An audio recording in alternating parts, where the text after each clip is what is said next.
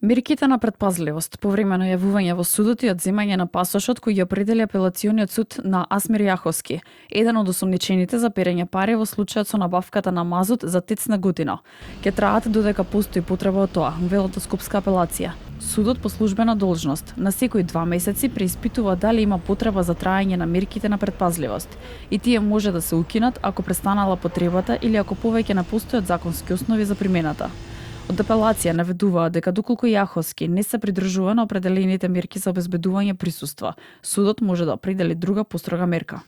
Се наложува на Агенцијата за катастар на недвижности да стави хипотека по запишување на хипотеката како и по депонирањето на паричните средства во судот, мерката притвор против осомничениот АЈ од 14 март 2025 година во траење од 30 дена, сметано од неговото спроведување во затвор, а продолжена со решение на Кривичниот совет на Оделението за организиран криминал и корупција од 9 април 2025 година, поради постоење на причините предвидени во член 165 од Законот за кривична постапка се укинува, а обвинетиот веднаш да се пушти на слобода. Асмир Јаховски излезе од притвор со гаранција поголема од 2 милиони евра.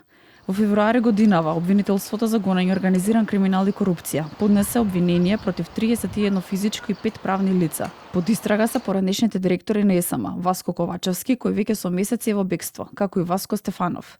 Според обвинителството за гонење на организиран криминал, во период од 2021 до 2023 година го оштетиле државниот буџет за над 167 милиони евра, додека пак Кривичниот суд го одобри обвинителниот акт за предметот адитив.